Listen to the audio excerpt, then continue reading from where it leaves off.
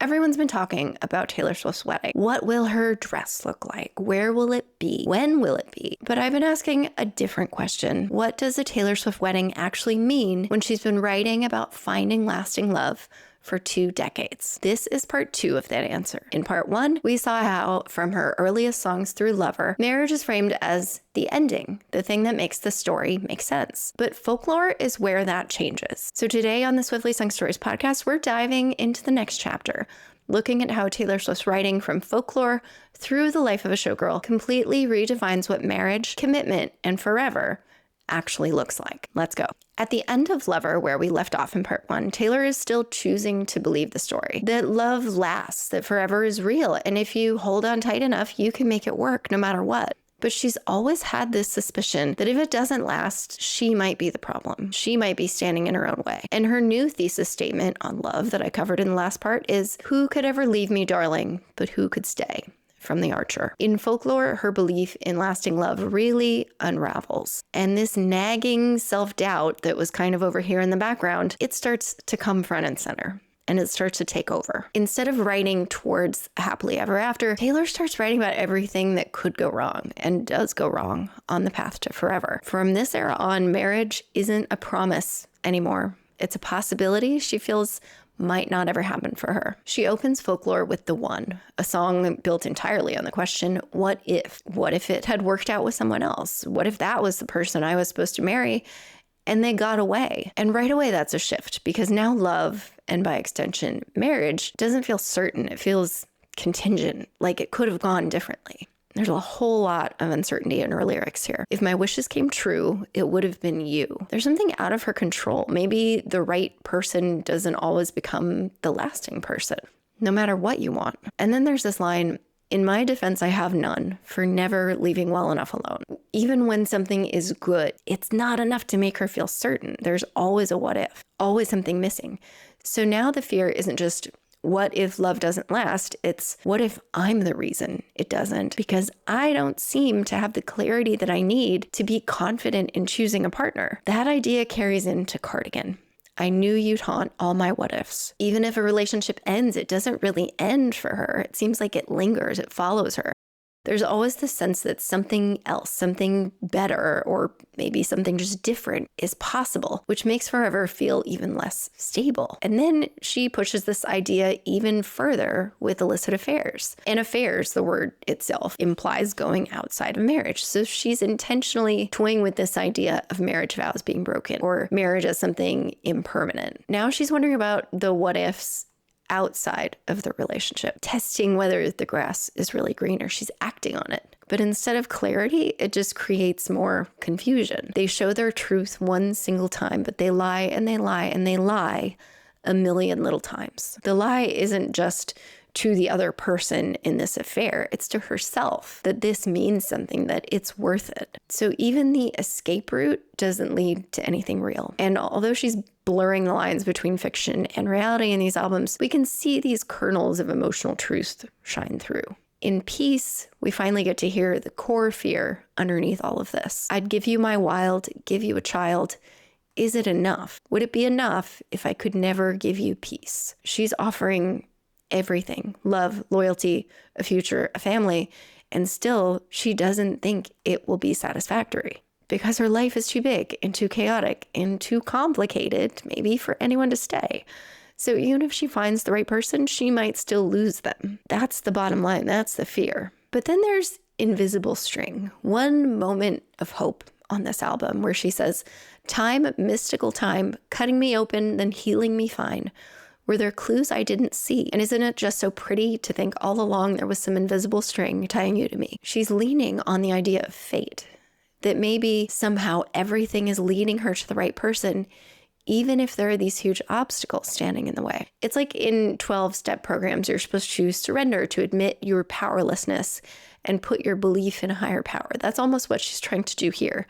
Maybe fate will carry me into the correct forever, even if all I see is obstacles right now. Her earlier belief in fairy tales is also kind of toying with the idea of fate, but it feels different here. It's almost like she's less convinced because it's quieter. She's got so much uncertainty, where in albums like Fearless, she was bold. She knew what she wanted. And now it's like she's trying to find the meaning, but she's not convinced that there was meaning there all along. So across Folklore, her idea of forever is shifting. It's no longer something you can plan for or even protect. It's fragile and it's uncertain. It's always at risk of slipping through your fingers or being undone by your own doubts. And that uncertainty carries straight into Evermore. Moving into Evermore, we have to start with Champagne Problems, the song about the failed proposal. And right away, she flips the scripts again. Instead of building towards a wedding, the story begins after it falls apart. He asks, she says no.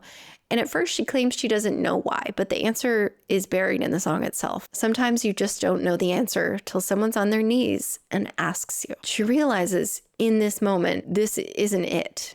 When you know, and when you don't, you don't. But then comes the line that changes everything. She would have made such a lovely bride. What a shame she's f***ed in the head. And suddenly, it's not about this relationship at all. It's about her. The fear that we've seen rears its ugly head again. Maybe the reason this didn't work isn't him. Maybe it's me.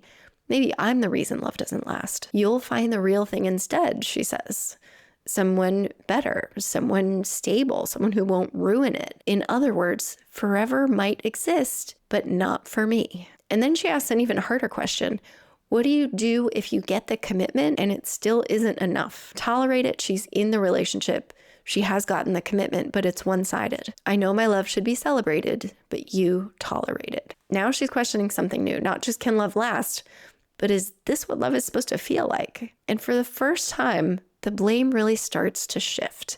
Maybe it's not just me. Maybe it's not just you. Maybe it's us. She's finally getting to the correct answer, which is that it's not just her fault and it's not just his fault.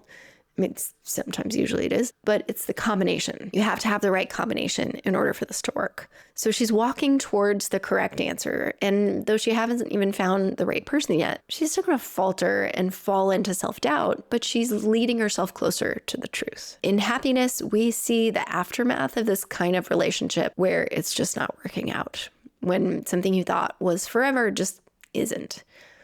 There'll be happiness after you. There was happiness because of you. Both of these things can be true, she's saying. That relationship mattered, even if it didn't last. But she's not quite at peace with that yet. All the years I've given is just shit we're dividing up. Right now, it just feels like a failure. Like all that time meant nothing because I didn't get the payoff. I didn't get the marriage or the family or the children or whatever it is that is her definition of forever. And what haunts her the most is this. I would have loved you for a lifetime. She was ready for forever. It just didn't happen. And she really needs to know why. And then there's a song like Ivy. Here marriage becomes something else entirely. It's not a goal. It's not a question, but it's a constraint. It's a prison. She's trapped in this commitment that feels dead already, and she's pulled into something forbidden and something exciting. This is teeing up a lot of the ideas that we're going to see in Midnights and then TTPD. But here she says, it's a war. It's the goddamn fight of my life. You started it. The fight of her life is she supposed to stay in the safe, stable marriage or risk everything for something real? Is the grass greener? Or is what she has good enough? Neither option feels clean. So across Evermore, marriage is taking on this really kind of dark form. It's not happy. It's not a guarantee. It's something you can reject or something that can fail or something that can leave you feeling empty. And it's even something that can trap you in the wrong life entirely. And from this point on, that doubt doesn't go away. It only gets louder as she retraces her steps back through all the sleepless nights of her life. So we've reached this kind of dark place, and moving into Midnights, she's no longer questioning marriage. She's pushing back against it. In Lavender Haze, she actively rejects it. All they keep asking me is if I'm going to be your bride. The only kind of girl they see is a one night or a wife. She's resisting the idea that love has to lead to marriage, that commitment has to look a certain way. Instead, she wants to stay in the present inside the relationship without defining it or making it official. She's saying, I don't believe in marriage, in other words. Is it a lie? We're going to find out in Showgirl. But this isn't just doubt anymore. It's a refusal. I don't think marriage will ever happen to me, so I'm going to dismiss it entirely so that it doesn't hurt as bad when I don't get a forever partner. But then Antihero kind of complicates that, because even though she's rejecting marriage in one song, she's still imagining a future where it happens. I have this dream my daughter-in-law kills me for the money. Marriage, kids, legacy, it's all there, like it's almost assumed. And that contradiction, that I might not get that and I will definitely get that contradiction matters. On one hand, she's saying she doesn't believe in the institution, but on the other hand, she still imagines herself inside of it. But what really stands out is the fear underneath it all. Maybe people don't love me for me. Maybe they love what comes with me, the fame or the money or the possibility of never working a day again in my life. That might feel really attractive to the wrong kind of person. And then combined with, it's me, hi, I'm the problem, we're right back where we've been before. Maybe the reason love doesn't last is me. And maybe marriage will always be tainted because her life comes with so much baggage. A lot of songs on Midnights are examining these supposed reasons she's ended up alone. In Bejeweled, her partner doesn't accept that there's a part of her that needs to shine, to be this public figure. In Labyrinth, she identifies the pattern. She jumps in too quickly.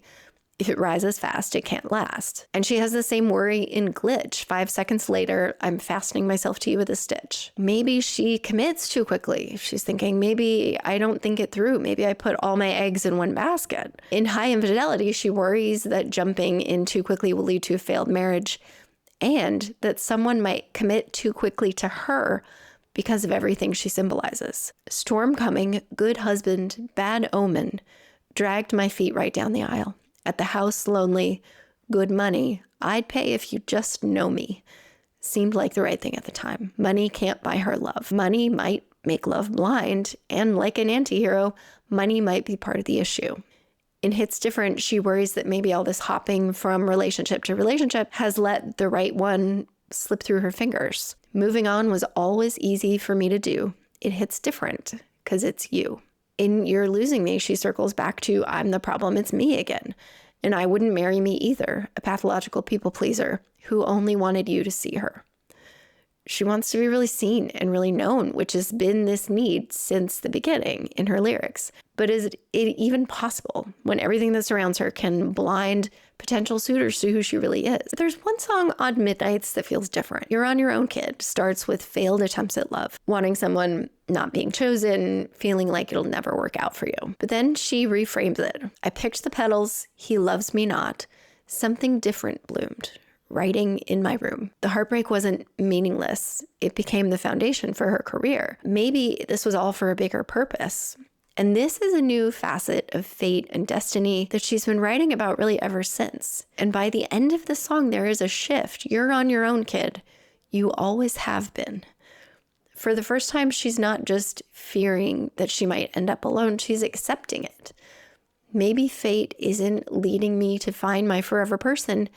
Maybe it's leading me to find myself. So across Midnights, the question changes again. It's no longer, will love last? Or even, am I the problem? It's, what if I was never meant for forever in the first place? What if the point was never marriage, but everything that came from trying and failing to get there? And that idea, that fear, that maybe she's meant to be on her own for some cosmic, karmic reason, is something she's going to keep returning to.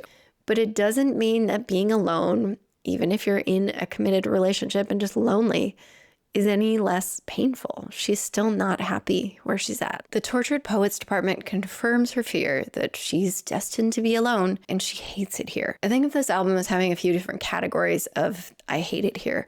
One, I hate it here because I can't seem to hold on to this forever person. Lasting love eludes me and I'm cursed. And number two, I hate it here because every time I do get it, I kill myself trying to make it work. It seems she's totally lost hope. This is the album equivalent of hitting rock bottom in love. So let's talk about the lasting love eludes me and I'm cursed type of songs first. In Fortnite, everyone gets a happily ever after. But for her, Forever just slips through her fingers. And for a fortnight there, we were forever.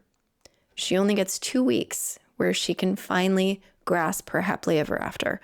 And now she's stuck watching him in domestic bliss. Your wife waters flowers. While she's stuck in domestic hell. My husband is cheating. He gets this white picket fence, and she only gets more loneliness. Even if she does technically have the husband, have the commitment. Just like in Tolerate It, it enrages her. She wants to kill these people who are making her feel worthless and forgotten and always like second best. And this anger is a new facet of her outlook on forever that's threaded throughout this album. In the title track, we zoom into another one of these moments where she saw the possibility of forever. At dinner, you take my ring off my middle finger and put it on the one people put wedding rings on. And that's the closest I've come to my heart exploding. Marriage is right there. The possibility is on her finger. She can finally taste it. Her heart is bursting. But then the refrain is, who's going to hold you? Who's going to know you like me? She's asking if she'll get the chance to be that person or if it's destined to fall apart like all the times before. And she never gets an answer to the question. She can only guess, or she can only hope. Me. But in the very next track, it does indeed fall apart. There was a litany of reasons why we could have played for keeps this time, she says. This could have been forever, but her boy only breaks his favorite toys. And then he breaks her. And this fear that she's the problem comes roaring back. Once I fix me, he's going to miss me. She must be the problem. She must be the broken one. And maybe it's not just her. Maybe it's everything that comes with her.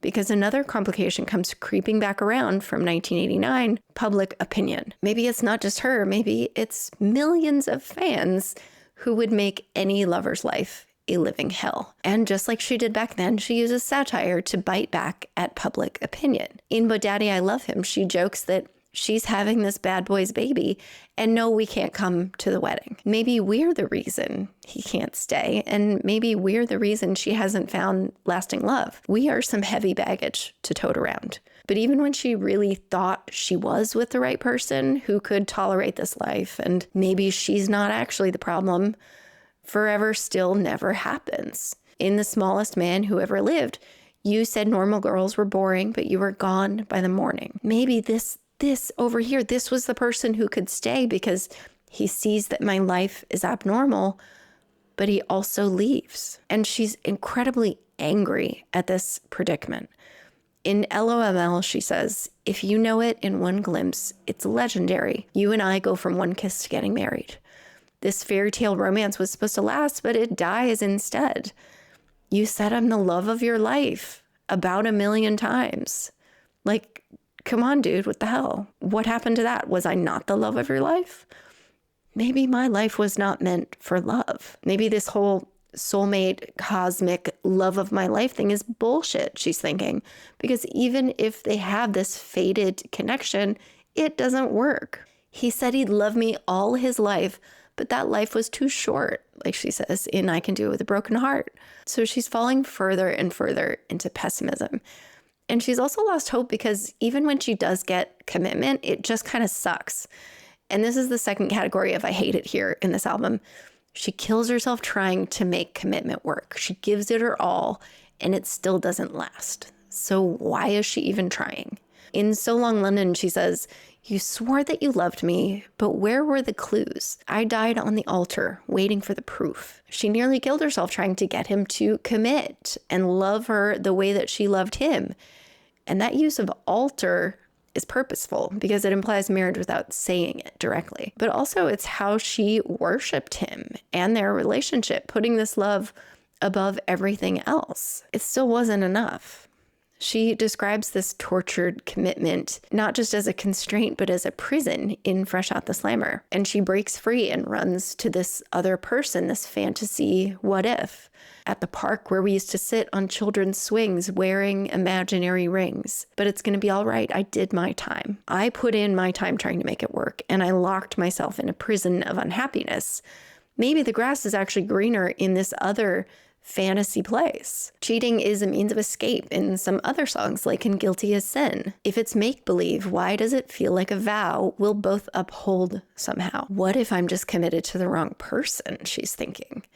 And she experiments with this in Florida, where if your relationship gets too hard, you can run away to this fantasy affair to make you feel better.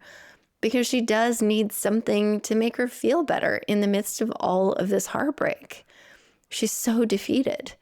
It seems like no matter what she does, it'll fall apart because they're never on the same page. In How Did It End, she says, we were blind to unforeseen circumstances. We learned the right steps to different dances and fell victim to interlopers' glances. Lost the game of chance. What are the chances? Love is still a game, and we tried to play it good and right, but we're also human and got distracted by other people. Maybe there's just not enough love here. Maybe we're trying to make the puzzle pieces fit when they were not built to fit together. If she isn't enough on her own, she'll twist herself in knots, trying to become the person that can make him stay. If you want to break my cold, cold heart, she says, in Chloe or Sam or Sophia or Marcus, just say I loved you the way that you were. Tell me I didn't have to change or bend over backwards to make this work, and you will crush me. Because I tried. I became a different version of myself, and I still think I'm the problem. Even that version of me is the problem. These doubts are creeping back in, and this time they are extremely loud. In the Albatross, I'm the life you chose, and all this terrible danger. She's definitely the problem, but then she adds this new layer. Maybe I'm cursed. Maybe this life I have, and that you will de facto choose when you're with me, is cursed. And this flips her earlier invisible string idea of fate on its head. Fate isn't a good thing, it's a bad thing. In I Hate It Here, she says, I'm lonely, but I'm good. I'm bitter, but I swear I'm fine. I'll save all my romanticism for my inner life. She's being sarcastic here. She doesn't want to be lonely. She's not good.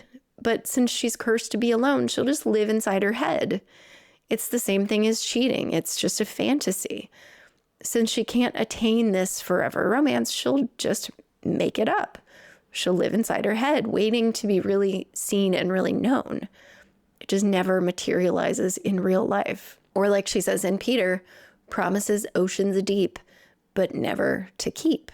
Or I look in people's windows. I'm addicted to the if only. I live in this fantasy world where it works out for me. If only I wasn't the problem. If only I didn't have this massive, unmanageable life. If only someone could see beyond the persona and the corporation, maybe then it would work out. But then the if only curse culminates in the prophecy. Please, I've been on my knees. Change the prophecy. Don't want money, just someone who wants my company. Let it once be me. Who do I have to speak to see if they can redo the prophecy?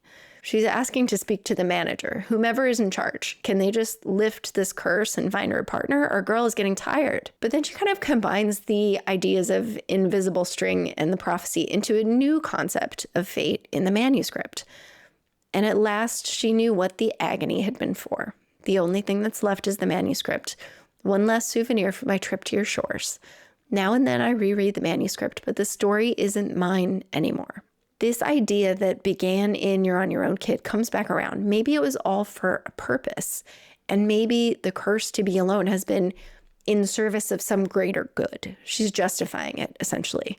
Maybe my fate is to be cursed and to be alone so that I can write about it and share my art with the world. Maybe that's what it's all been for. But then fate takes a funny turn in this album because amidst all of this heartbreak and wallowing, she does find someone who could be the one. And she uses some really interesting metaphors that we've seen before to describe this new love. In The Alchemy, she says, these blokes warm the benches.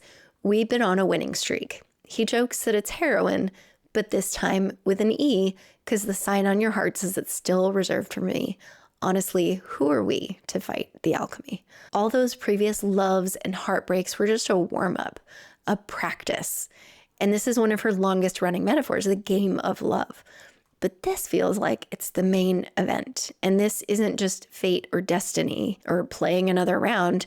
It's alchemy. It's magic.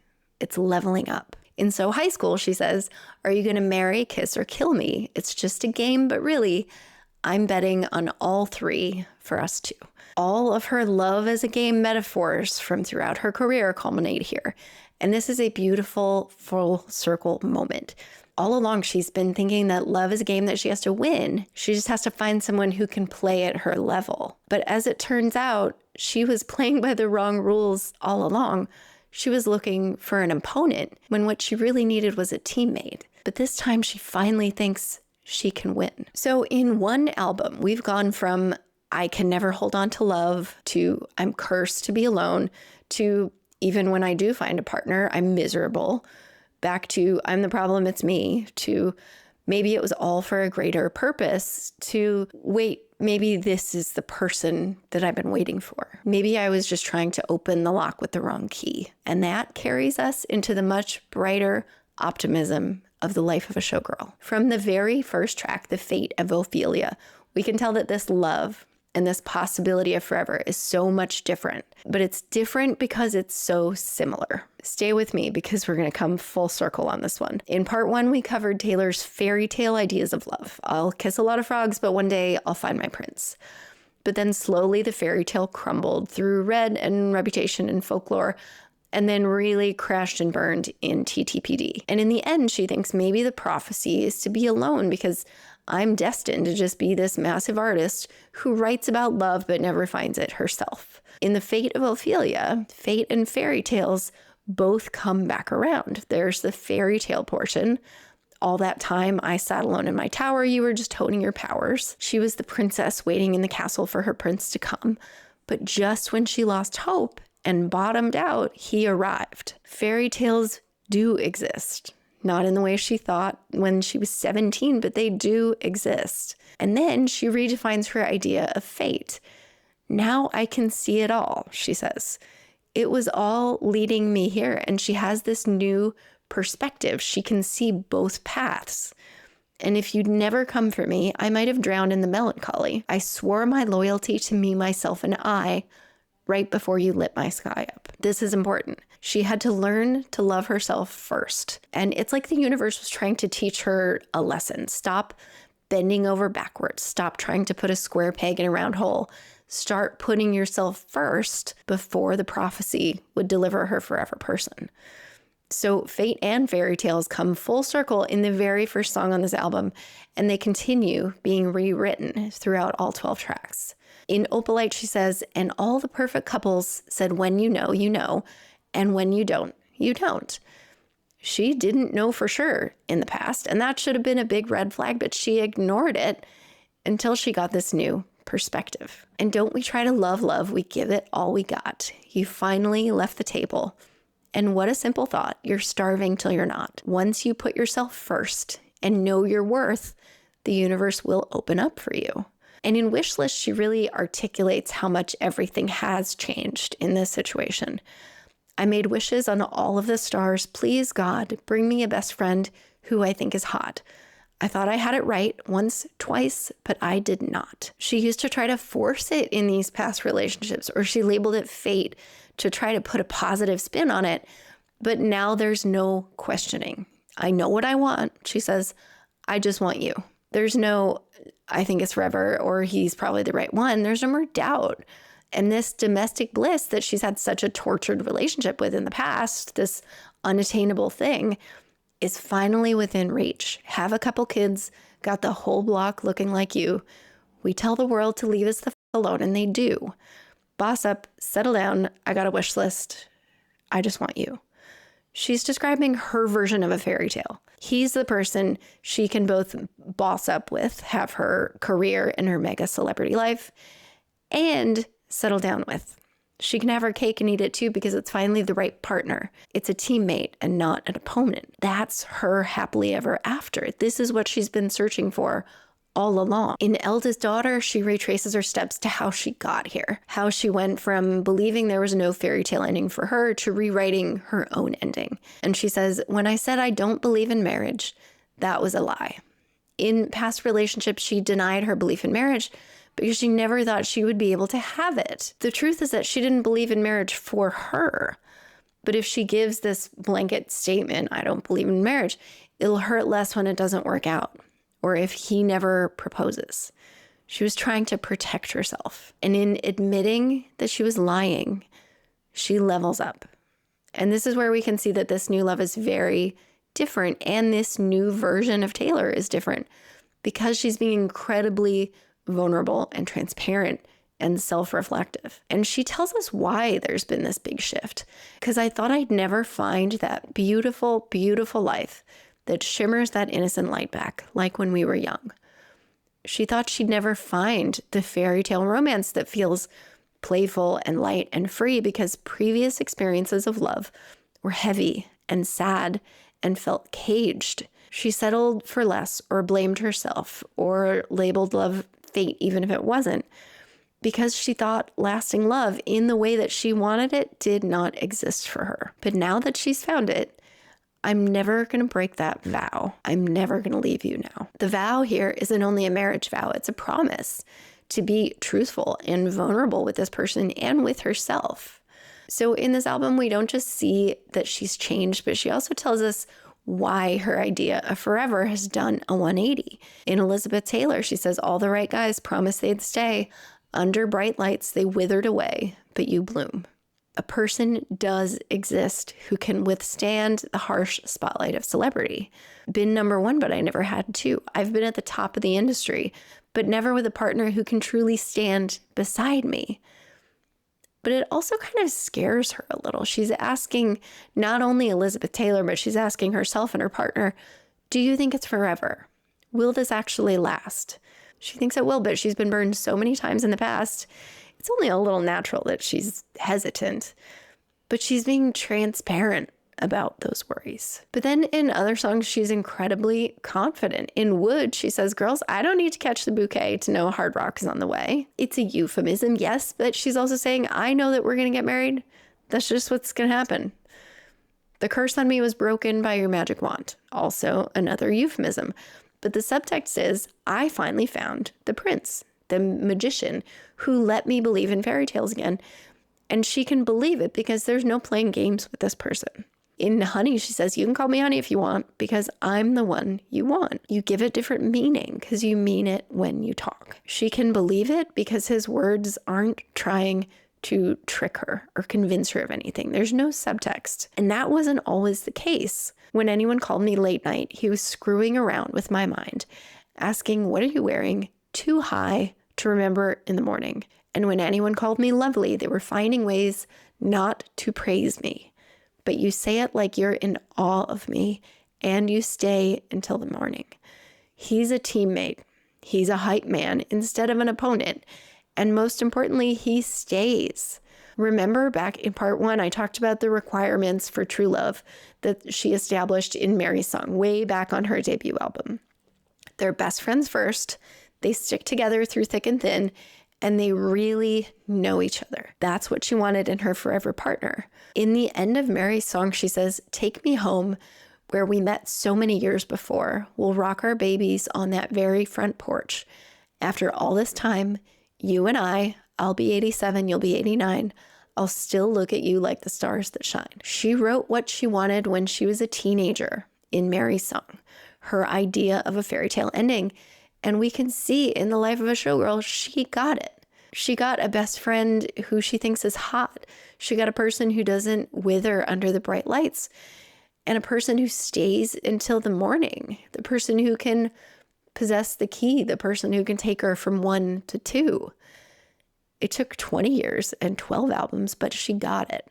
She's known what she wanted all along since the very beginning. She just never thought it would happen for her. But failure brings you freedom. All the lessons culminate here. And now she can see it all. So what does it all mean now that Taylor has found everything she was looking for and is getting married? In a fairy tale, the wedding is the end of the narrative, and the happily ever after is assumed, but it's unwritten.